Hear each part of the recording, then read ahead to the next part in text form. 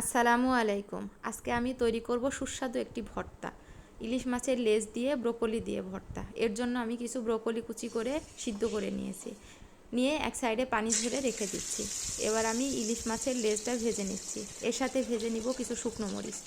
এগুলো ভেজে তুলে রেখে এর মধ্যে দিয়ে দেব পেঁয়াজ এবং অল্প কিছু রসুন দিয়ে খুব ভালো করে ভেজে এটা তুলে রেখে এবার ব্রোকলিগুলো ভেজে নিব। ব্রোকলিতে যে পানিটা থাকে সেটা খুব ভালো করে শুকিয়ে নিতে হবে, যাতে কোনো পানি না থাকে। পানি থাকলে ভালো লাগবে না।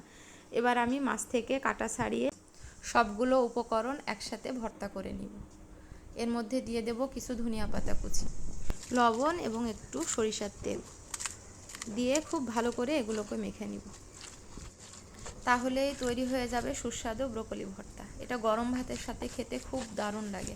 আপনারা চাইলে বাসায় ট্রাই করতে পারেন। আমার তো ভালোই লাগে। আপনারাও কিন্তু জানাতে ভুলবেন না আপনাদের কেমন লাগলো। আসসালামু আলাইকুম।